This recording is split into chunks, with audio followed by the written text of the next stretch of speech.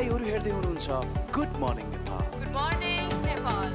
Good morning Nepal. Good morning नेपालको प्रसारणमा तपाईलाई स्वागत छ।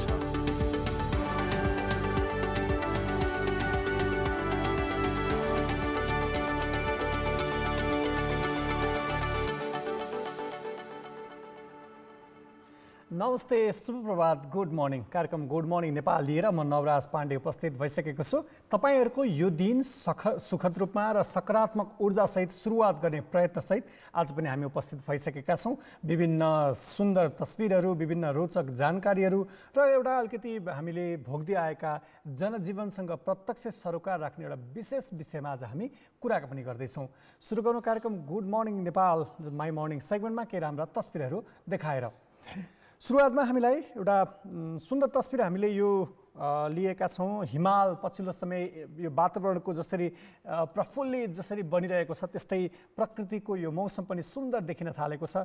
हामीलाई सुशील पौडेलले लेखनाथको एउटा तस्बिर पठाउनु भएको छ। यो बेगनास तालको हो, पोखराको लेखनाथमा पर्ने बेगनास तालको सुन्दर तस्बिर। यसको छेउमा देखिएको ग्रामीण परिवेश, हरियाली, हिमालको दृश्य, ताल, यसले एउटा सुन्दर कम्पोजिसन भएको तस्बिर सुशील पौडेलजीले आफ्नो सामाजिक सञ्जालमा राख्नु भएको छ।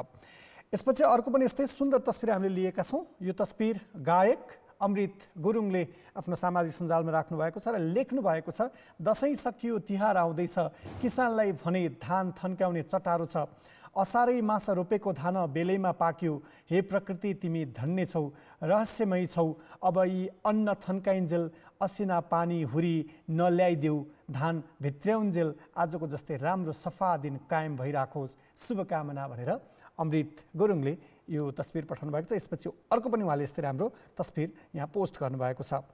यसपछि अर्को तस्बिर हामीले यो प्राप्त गरेका छौँ नेत्र मोक्तान, उहाँले दोलखाबाट यो तस्बिर पठाउनु भएको छ। चरिकोटबाट देखिने मनमोहक प्राकृतिक सौन्दर्य भनेर यो उहाँले राख्नु भएको छ। चरिकोट दोलखाबाट देखिने यो सुन्दर मनोरम दृश्य, ग्रामीण परिवेशी पहाडी इलाका छ, हिमालको दृश्य छ र त्यहाँको जनजीवन, यो सुन्दर एउटा अनुपम तस्बिर हामीलाई नेत्र मोक्तानजीले पठाउनु भएको छ। यसपछि अर्को तस्बिर चाहिँ हामीले कान्तिपुर राष्ट्रिय दैनिकमा प्रकाशित एउटा तस्बिर लिएका छौँ। यो तस्बिरको अलिकति सांस्कृतिक महत्त्व पनि छ। हामी अब बिस्तारै चाडपर्वहरू जसरी मनाइरहेका छौँ यहीसँग जोडिएको तस्बिर हो। छापा फोटोको सिप भनेर एकजना महिलाले यो छापा यहाँ यो तस्बिरहरू बनाउँदै गर्नुभएको छ। यो भक्तपुरको या छेपा लक्ष्मी पूजा र भाइटिकाका लागि प्रयोग हुने छापा फोटो बनाउँदै चेतकुमारी चित्रकार हस्तकलाको यो काम उनले 45 वर्षदेखि निरन्तर गर्दै आएको छिन्। यो तिहारका लागि उनले 1000वटा फोटो यस्तै बनाउँदैछन् भनेर कान्तिपुर राष्ट्रिय दैनिकमा बिजु महर्जनले खिच्नु भएको तस्बिर थियो। यो यस्तै विभिन्न राम्रा तस्बिरहरू तपाईहरूले पनि पठाउन सक्नुहुन्छ। तपाईहरूको पनि सक्रिय सहभागिताको हामी निरन्तर अपेक्षा गरिरहेका हुन्छौँ।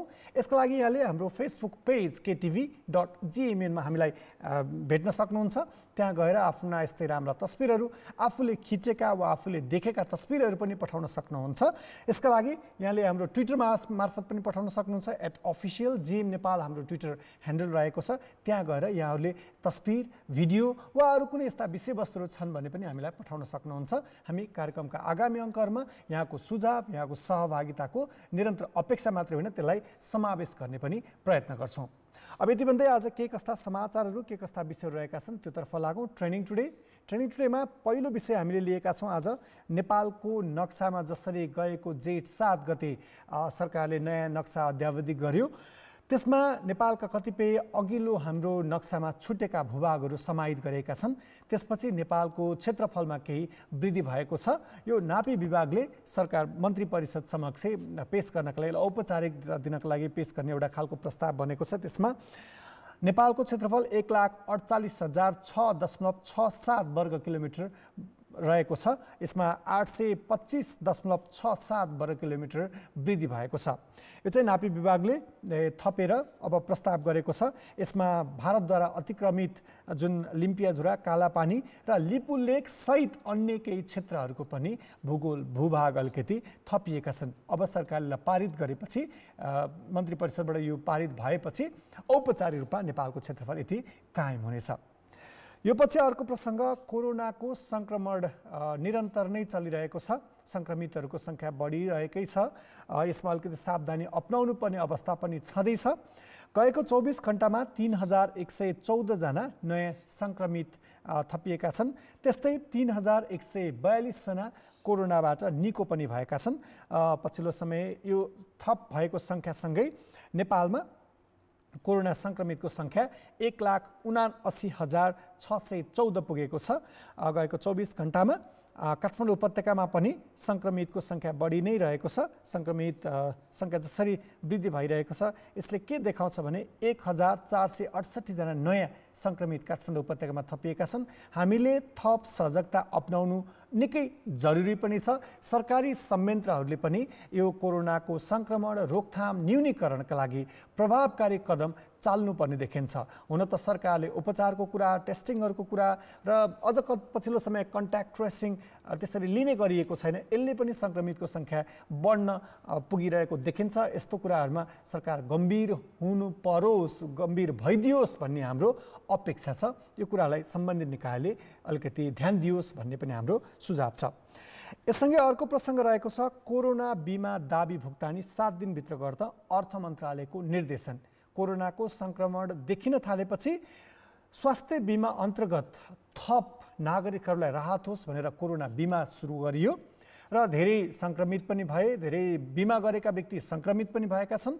यस्तो अवस्थामा उनीहरूले जुन दाबी गरेका छन्, उनीहरूले जुन आफ्नो प्रक्रिया पुर्याएर कोरोना बिमाको रकम भुक्तानीलाई दाबी गरेका छन्, त्योमा अलिकति विलम्ब भयो भनेर गुनासोहरू आइरहेका छन्।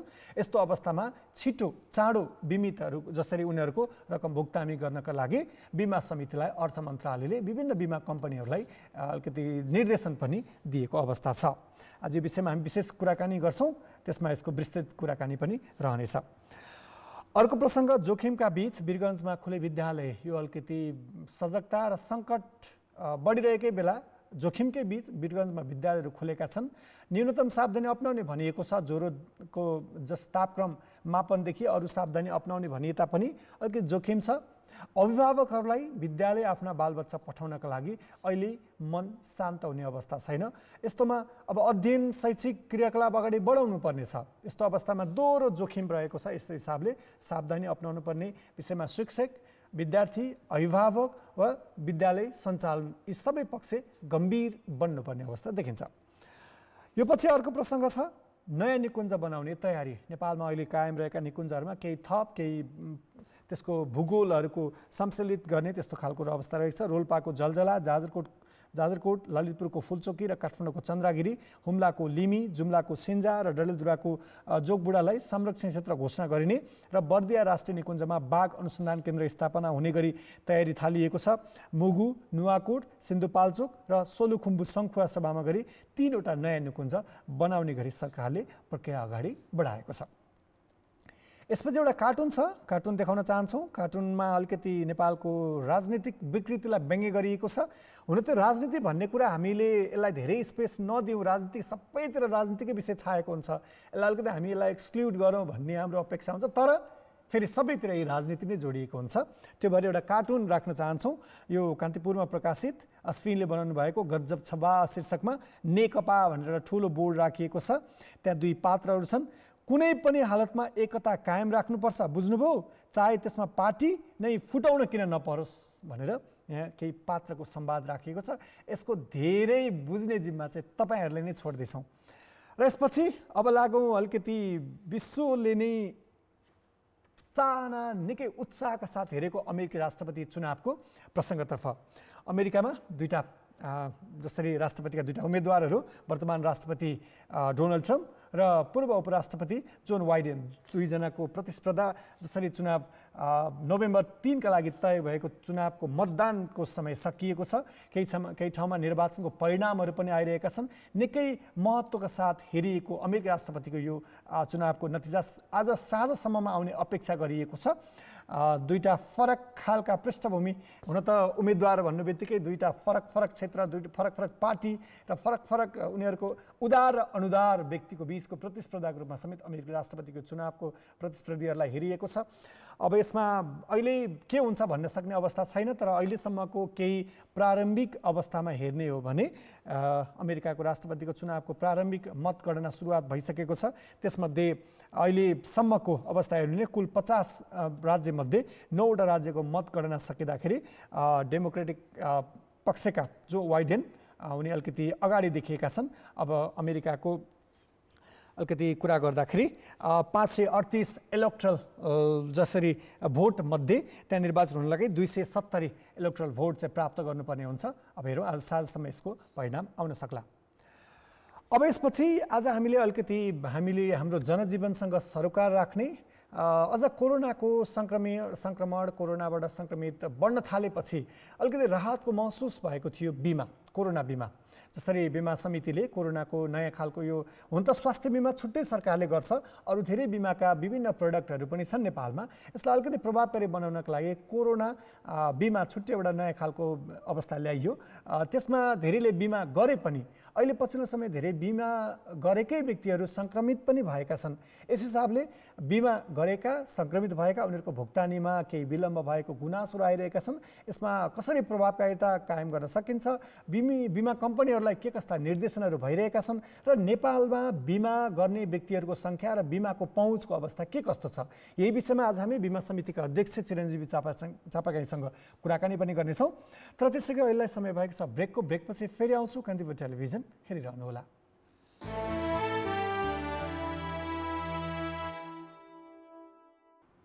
पुनः स्वागत छ। कार्यक्रम गुड मर्निङ नेपालका साथमा हुनुहुन्छ। आज हामी कुराकानी गर्न गइरहेका छौँ नेपालमा बिमाको अवस्था, बिमामा जसरी कोरोनाको बिमा भुक्तानीमा कतिपय अवस्थाहरू के कस्ता रहेका छन्, कसरी यसलाई बिमा कम्पनीहरूलाई बिमा समितिले निर्देशन दिइरहेको छ, यही विषयमा कुराकानी गर्नको लागि यति बेला हामीसँग बिमा समितिका अध्यक्ष चिरञ्जीवी चापागाई हुनुहुन्छ। अध्यक्षज्यू, यहाँलाई स्वागत छ। नमस्कार। सन्चै हुनुहुन्छ? के कसरी दैनिकी बितिरहेका छन्? अब शुभ प्रभातमा यही कुराबाटै सुरुवात गरौँ। ठिक छु, सन्चै छु अहिलेसम्म। अनि नियमित अफिस जाने अनि कतिपय साथीहरू चाहिँ वर्क फ्रम होम लागू गरेका छौँ हामीले पनि। नियमित अफिस जाने, आफ्नो काम गर्ने, फर्कने, यही नै हो। अब अलिकति अहिलेको समसामयिक प्रसङ्गमै कुरा गरौँ। कोरोनाको सङ्क्रमण बढिरहेको छ र कोरोनामा अलिकति भने पनि राहत महसुस होस् भनेर यहाँहरूले कोरोना बिमाको एउटा खालको नयाँ अवस्था ल्याउनु भयो। त्यसपछि धेरै बिमित व्यक्तिहरू सङ्क्रमित भएको अवस्था पनि छ। त्यो बिमा भुक्तानीमा अलिकति विलम्ब भयो भन्ने खालको गुनासोहरू आइरहेका छन्। कसरी सहजीकरण गरिराख्नु भएको छ यहाँहरूले? बिमा कम्पनीहरूलाई के कस्तो निर्देशन दिइरहनु भएको छ? पक्कै पनि तपाईँले भने जस्तो हामीले जब विश्वव्यापी महामारीको रूपमा कोरोना, हामी तपाईँलाई सुनिरहेका छौँ। विश्वव्यापी महामारीको रूपमा जब कोरोना भाइरसको चाहिँ सुरुवात भयो, त्यसपछि नेपालमा पनि चैत 11 गते जुन लकडाउन सुरु भयो, लकडाउन भइसकेपछि अनि हामीले चाहिँ नेपालका 20वटा निर्जीवन बिमा कम्पनी र नेपाल पुनर्बिमा कम्पनी को चाहिँ 21वटा कम्पनीको एउटा बिमा पुल क्रिएट गरेर सामाजिक दायित्व अन्तर्गत रहेर न्यून आय भएका चाहिँ व्यक्तिहरूमा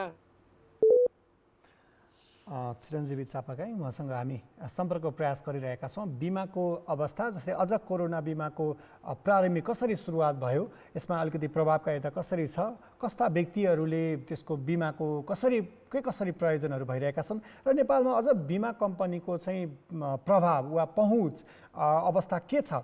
पछिल्लो समय करिब 25% नेपालीहरू समक्ष बिमा कम्पनी वा बिमा गर्ने प्रचलन वा बिमाको पहुँच पुगेको भनिएको छ र त्यसमा पनि अलिकति सहर केन्द्रित छ बिमाको त्यो पहुँच रहने व्यक्तिहरू। यसमा अलिकति जोखिमको न्यूनीकरण वा जोखिम पछि कतिपय अवस्थामा राहत महसुस गर्नका लागि चाहिँ बिमाको महत्त्व रहन्छ। यो विषयमा हामी फेरि बिमा समितिका अध्यक्ष चिरञ्जीवी चापागाई हामीसँग आइसक्नु भएको छ। चिरञ्जीवी, अघि जसरी कुरा गरिरहेका थियौँ हामी यो बिमाको कोरोना बिमाको सुरुवात र यसमा पछिल्लो समय देखेको अवस्थाको विषयमा यहाँले जानकारी गराउँदै हुनुहुन्थ्यो, यसलाई निरन्तरता दिनु आग्रह गर्छु। धन्यवाद। मैले अहिले भन्दै थिएँ हामीले चाहिँ वैशाख 7 गतेदेखि कोरोना महामारीको बारेमा पनि बिमा गर्ने किसिमले चाहिँ हाम्रा 20वटा निर्जीवन बिमा कम्पनी र नेपाल पुनर्बिमा कम्पनीको बिमा पुल सिर्जना गरेर त्यही मार्फत हामीले यो कार्यक्रम सञ्चालन गर्ने। यो प्राविधिक कहिले कहिले यस्ता समस्याहरू आउँछन्। हामीले अहिले चाहिँ पछिल्लो समय जसरी यो कोरोनाको महामारी यो खालको सङ्कटका कारणले हामीले कतिपय अन्तर्वार्ताहरू कुराकानीहरू यसरी भर्चुअल माध्यमबाट गरिरहेका छौँ। भर्चुअल माध्यमबाट गर्दाखेरि हाम्रो प्राविधिक कतिपय अवस्थाहरू, हाम्रो इन्टरनेटको पहुँच, टेलिफोन, यो सबै कुराले के अप्ठ्यारो आउँछन् यसलाई हामीले सामान्य रूपमा नै लिनुपर्छ। अलिकति सहजीकरण पनि भएको छ अहिले यस्ता खालका प्रविधि, यस्ता खालका मानिसहरूको व्यक्ति भेटलाई अलिकति अहिले त्यति धेरै सहज अवस्था छैन। यस हिसाबले पनि भर्चुअल माध्यमबाट हामीले यस्ता कुराकानीहरू, मान्छेलाई सजगता, अलिकति जानकारी, नयाँ कुराहरूको अवगत गराउने कुराहरू, यस्ता प्रयत्नहरू हामीले गरिरहेका छौँ। यही बिचमा जसरी बिमाको पछिल्लो समयको अवस्था हेर्ने हो भने नेपालमा बिमाको पहुँच, बिमा सँगसँगै अझ सरकारले हुन त स्वास्थ्य बिमाको प्रावधान नै ल्याएको छ। नागरिकहरूलाई स्वास्थ्य बिमा सँगसँगै बिमाको प्रभावको विषयमा फेरि पनि हामी जोडिसकेका छौँ। चिरञ्जीवी चापागाई, यहाँले आफ्नो कुरा राख्न सक्नुहुन्छ। अनि त्यसपछि हामीले वैशाख 7 गतेबाट यो कार्यक्रम सुरु गर्यौँ नेपालका 20वटा बिमा कम्पनी र नेपाल पुनर्बिमा कम्पनी मार्फत चाहिँ, र यो कन्टिन्यू हुँदै गयो। यति हुँदै जाँदाखेरि नेपाल सरकारको वार्षिक बजेटमा पनि कोरोना बिमाको बारेमा चाहिँ अनुदान दिने र राष्ट्र सेवा कर्मचारीहरूको कोरोना बिमा निःशुल्क गर्ने कार्यक्रमहरू सञ्चालन हुँदै गए। यसरी हुँदै जाँदाखेरि यसले एउटा राष्ट्रिय गति प्राप्त गर्यो र पछिल्लो क्रममा तपाईँले भने जस्तै केही बिमा कम्पनीहरू, केही कम्पनीहरूमा चाहिँ यो दाबीको बारेमा विभिन्न बिमितहरूले जनगुनासो चाहिँ गरिराख्नु भएको हामीलाई चाहिँ आभास हुन थाल्यो। र त्यसपछि दसैँ लगत्तै, दसैँको सुरुमा नै हामीले चाहिँ सबै बिमा कम्पनीहरूलाई पत्रचार गरेर तपाईँहरूको दाबी कति छ, के छ, यो सबै हामीलाई रिपोर्ट गर्नुहोस् र के समस्या छ भनेर हामीले सोधेका थियौँ। र उहाँहरूले दसैँ लगत्तै हामीलाई रिपोर्ट दिइसकेपछि त्यसका आधारमा अब यो चाहिँ नेपाल सरकारको पनि कार्यक्रम भएको कारणले हाम्रो सबैको चाहिँ वित्तीय क्षेत्रको सबैको सुपर रेगुलेटर नेपाल सरकार भएको कारणले माननीय अर्थमन्त्रीज्यूसँग चाहिँ हामीले हिजो दुवैजना सचिवज्यूहरू र बिमा समिति र बिमकसँग बसेर पनि हामीले एउटा छलफल गरेर निर्णय निकालेका छौँ। र हामीले आजदेखि नै के भनेका छौँ भने सबै बिमा कम्पनीहरूमा प्राप्त भएका दाबीहरूलाई चाहिँ मापदण्ड पुगेको आधारमा तुरुन्त भुक्तानी दिनु भनेर चाहिँ हामीले निर्देशन गरिसकेका छौँ। र साथसाथै चाहिँ आम पब्लिक बिमितहरूलाई कुनै मर्का पर्न गएको खण्डमा चाहिँ हाम्रो वेबसाइटमा चाहिँ हामीले सूचना निकालेका छौँ र हटलाइनको व्यवस्था पनि गरेका छौँ। र आजदेखि सम्पूर्ण बिमा कम्पनीहरूले नियमित रूपमा चाहिँ यो भुक्तानी गर्छन्। र बिचको पिरियडमा के भइदियो भने अलिकति बिमा कम्पनीमा कार्यरत कर्मचारीहरू पनि आफै कोभिडको कारणले चाहिँ असर परिराखेको र केही चाहिँ अवस्था कस्तो रह्यो भनेदेखि चाहिँ यो उहाँहरूको बिमा कम्पनीको भनाइ प्राप्त भएका पिसिआर रिपोर्टहरू चाहिँ विश्व स्वास्थ्य सङ्गठनको मापदण्ड विपरीत पनि आएका छन् भन्ने जस्तो पनि सोध्नु भएको थियो। र त्यसलाई अनि भेरिफिकेसन गर्नको लागि हाम्रो चाहिँ जुन स्वास्थ्य मन्त्रालय अन्तर्गतको जो सर्वरोग नियन्त्रण कक्ष छ त्यहाँबाट चाहिँ भेरिफाई गरेर त्यसपछि त्यो कार्यक्रम छिटो अगाडि बढाउनु भनेर चाहिँ हामीले हिजोदेखि निर्देशन दिएका छौँ। साथसाथै चाहिँ माननीय मन्त्रीज्यूको चाहिँ निर्देशन अनुसार चाहिँ उता स्वास्थ्य मन्त्रालयमा पनि यो बारेमा सहजीकरण गर्ने निर्णय चाहिँ हिजो भएको छ। मलाई लाग्छ आजदेखि सम्पूर्ण बिमितहरूले चाहिँ बिमा भुक्तानी, दाबी भुक्तानी पाउनुहुन्छ। त्यसकारण मैले बिमित वर्गलाई के अनुरोध गर्न चाहन्छु भने त्यति धेरै डकुमेन्ट छैनन्, 3टा कागज मात्र चाहिन्छ। एउटा चाहिँ पिसिआर रिपोर्ट चाहिन्छ, अर्को चाहिँ तपाईँको नागरिकताको प्रमाणपत्र चाहिन्छ। नागरिकता किन चाहिन्छ भन्ने बारेमा म छोटो चर्चा गर्न चाहन्छु, किनभने यो बिमा कतिपयले आफै गर्नुभएको छ, कतिपयले विभिन्न सरकार कार्यालय र सहकारी मार्फत पनि बिमा भएको छ, 2-3 ठाउँबाट बिमा भएको छ। त्यसकारण चाहिँ 2-3 ठाउँबाट बिमा भएर 2-3 ठाउँबाट चाहिँ क्लेम भुक्तानी पाउन सकिँदैन, एक ठाउँबाट मात्र भुक्तानी पाउने हो। त्यसकारण ट्र्याकिङ गर्नको लागि नागरिकता अनिवार्य छ। र साथसाथै जो होम आइसोलेसनमा हुनुहुन्छ उहाँहरूको बारेमा चाहिँ स्वास्थ्य मन्त्रालयले सम्बन्धित स्थानीय निकायलाई चाहिँ त्यो कोरोना सङ्क्रमितको रेखदेख गर्न, औषधि उपचार गर्न स्थानीय तहलाई चाहिँ जिम्मा लगाएको कारणले त्यो होम आइसोलेसनमा उनीहरूले चाहिँ स्थानीय तहको सिफारिस चाहिन्छ भने जो चाहिँ हस्पिटलमा हुनुहुन्छ हस्पिटलमा गएर चाहिँ भर्ना भएको बिरामीहरूले एडमिट कार्ड र डिस्चार्ज कार्ड 3टा दिए, 2टा खालि 3वटा डकुमेन्ट दिनुहोस्। त्यसका आधारमा चाहिँ सबै बिमितले बिमा गरेका मान्छेहरूले दाबी भुक्तानी पाउनुहुन्छ। अध्यक्षज्यू, यो सँगै अब यसरी कोरोनाको सँगसँगै अरू धेरै बिमाका हाम्रा प्रडक्टहरू पनि छन्, अरू धेरै हाम्रा प्रक्रियाहरू छन्, बिमाका विभिन्न आयामहरू छन्। यस्तोमा चाहिँ नेपालमा अलिकति बिमितहरू वा बिमाको पहुँच अलिकति बढाउनका लागि अहिले के छ अवस्था, कस्तो छ? पहुँच बढाउनका लागि यहाँको के कस्ता प्रयत्नहरू छन् त्यो पनि जानकारी गराइदिनुहोस् न।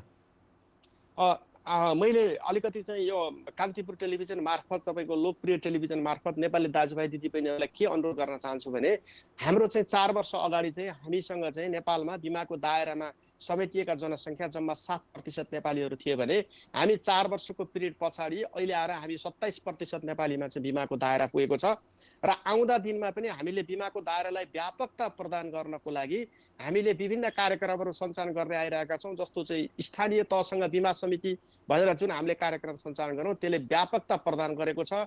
स्थानीय तहबाट चाहिँ हामीलाई चाहिँ विभिन्न प्रकारको सुझावहरू प्राप्त भएको छ र हामी कहाँ आएर कार्यक्रम गरिदिनुहोस् भन्ने भएको छ र विगतमा अलिकति के थियो भन्दाखेरि बिमा गर्ने बेलामा गर्ने दाबी दिने बेलामा अलिकति अप्ठ्यारो अवस्था अथवा चाहिँ बिमा कम्पनीहरूले समयमा दाबी दिन नदिएको भन्ने गुनासाहरू पनि भएको कारणले हामीले के गरेका छौँ भन्दाखेरि चाहिँ यो अर्धन्यायिक निकाय हो बिमा समिति। पहिला बिमाक र बिमित बिचमा चाहिँ जुन विवाद उत्पन्न हुन्छ भने त्यसको निवारण गर्ने न्यायिक निकाय बिमा समिति भएको कारणले निवेदन दिन हामीले चाहिँ सबै बिमितलाई अनुरोध गर्दै आएका छौँ र चाहिँ यसले चाहिँ मुद्दा सुनवाई उजुरी सुनवाई नै गर्छ र हाम्रो सुनवाई विरुद्ध चाहिँ चित्त नबुझेमा उच्च अदालत पाटनमा चाहिँ निवेदन दिन सकिन्छ। त्यसकारण चाहिँ हामीले के भन्दाखेरि विगतमा अलि 4-5 वर्षसम्म नै मुद्दा फरसोट हुन ढिलाइ थियो भने अहिले हामीले 10 महिनासम्ममा ल्याएका छौँ र आगामी दिनमा हामी चाहिँ निवेदन दिएको 3 महिनाभित्र मुद्दालाई चाहिँ किनारा लगाउने किसिमले हामीले काम गरेका छौँ। यसरी यो के गरेको यी सबै यावत कामहरू के हो त भन्दाखेरि चाहिँ बिमाप्रति विश्वसनीयता नेपाली जनताहरूको दाजुभाइ दिदीबहिनीहरूको विश्वसनीयता अभिवृद्धि गर्नको लागि बिमा समितिले अहिले पनि यी कार्यक्रमहरू सञ्चालन गर्न गइरहेको यहाँ मार्फत जानकारी गराउन चाहन्छु र त्यही अनुसार बिमितलाई म के अनुरोध गर्न चाहन्छु भने बिमा गर्नु भएको छ र कुनै गुनासो छ भने बिमा समितिमा एउटा सानो उजुरी अथवा निवेदन दिनुहोस्, हामी सुनवाई तुरुन्त गरिदिन्छौँ, यो पनि अनुरोध गर्न चाहन्छु। हस्, यो संयुक्त कुराकानी मार्फत पनि हामीले धेरै कुराहरू जानकारी प्राप्त गरेका छौँ। यो समयका लागि यहाँलाई धेरै धेरै धन्यवाद। यहाँहरूलाई पनि धेरै धेरै धन्यवाद। बिमा समितिले आफ्ना उद्देश्यहरू चाहिँ यहाँको लोकप्रिय टेलिभिजन मार्फत नेपाली जनतामा पुर्याउन पाएकोमा हामी खुसी छौँ र आगामी दिनमा पनि यहाँको लोकप्रिय टेलिभिजन मार्फत यस्तै सहयोगको अपेक्षा गर्छु। हस्, धन्यवाद। धन्यवाद। उहाँ हुनुहुन्थ्यो बिमा समितिका अध्यक्ष चिरञ्जीवी चापागाई। पछिल्लो समय कोरोना बिमाको भुक्तानीको विषयदेखि नेपालमा बिमाको पहुँच बढाउनका लागि भइरहेका प्रयासबारे जानकारी दिनुभएको थियो। आजका लागि हाम्रो कार्यक्रम गुड मर्निङ नेपालको निर्धारित समय सकिसकेको छ। भोलि फेरि नयाँ विषय र प्रसङ्गका साथ आउने नै छौँ। यसपछि हाम्रो अङ्ग्रेजी समाचार बुलेटिन कान्तिपुर न्युजका साथमा सारा चितुकार आउँदै हुनुहुन्छ। कान्तिपुर टेलिभिजन हेरिरहनुहोला। यहाँको दिन शुभ रहोस्। नमस्ते, शुभ दिन।